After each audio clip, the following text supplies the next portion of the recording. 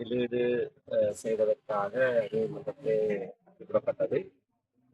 தலைவராக இருந்தது மாவட்ட நாகராஜா மறைவுக்கு பின்னர் அவர் அவர் சார்பாக அவருக்கு பதிலாக புதிய தலைவர் நியமிக்கப்பட்ட காரணத்தினாலே அவரை இந்த வழக்கிலே முதலாவது எதிராளியாக பதிலீடு செய்வதற்கென்று இந்த வழக்கில் கூறப்பட்டுள்ளது.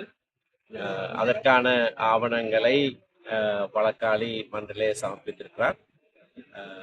அவருக்கு, அதாவது புதிய தலைவர் அவருக்கு இந்த வழக்கு சம்பந்தமான அறிவித்தல் கொடுத்து செப்டம்பர் 1ஆம் தேதி அவர் நீதிமன்றத்துக்கு தன்னுடைய பதிலியை சமர்ப்பிக்க வேண்டும் என்று உத்தரவிடப்பட்டுள்ளது. இந்த இடைவெளியிலே சில நாட்களுக்கு முன்னர் பரமானந்தம் சுப்பிரமணியம் பரமானந்தம் என்கின்ற பெயருடைய ஒருவர் தான் கட்சி உறுப்பினர் என்றும் இந்த வழக்கிலே தன்னை இடைபூணராக சேர்த்து கொள்ளும்படியாகவும் ஒரு விண்ணப்பம் செய்திருக்கிறார்.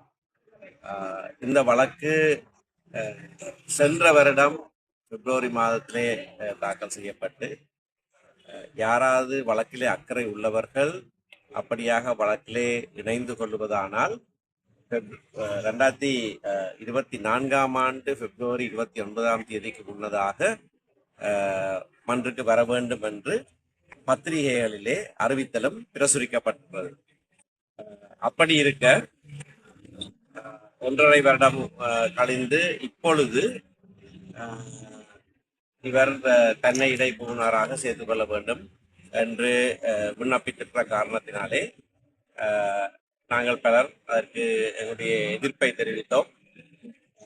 சில எதிராளிகள் ஆஜராகிற ஜனாதிபதி சட்டத்தரணி தனக்கு எந்த எதிர்ப்பும் இல்லை, அவரை சேர்த்துக் கொள்ளப்படலாம் என்று சொல்லியிருக்கிறார்.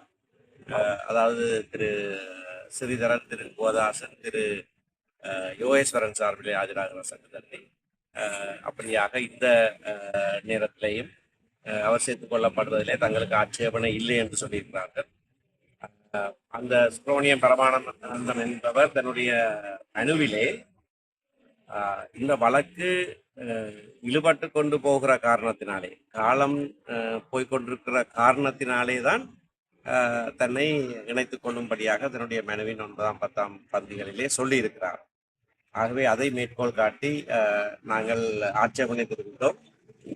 அவரை சேர்த்துக் கொள்வதா இல்லையா என்ற விசாரணையே இன்னும் ஒரு வருடம் ஈடுபடும். ஆகவே இது வழக்கை இழுத்தடிப்பதற்கான ஒரு முயற்சி. அந்த இடைபுகுனரை சேர்த்துக் கொள்வதற்கு அனுமதிக்க கூடாது என்று நாங்கள் சொன்ன காரணத்தினாலே எங்களுடைய ஆட்சேபனைக்காக செப்டம்பர் 1ஆம் தேதிக்கு வழக்கு தமிழிடப்பட்டுள்ளது. அன்றைய தினம்தான் திரு சி.வி.கே. சிவஞானமும் நீதிமன்றத்திலே தன்னுடைய பதவியை அணைக்க வேண்டியதாக இருக்கிறது.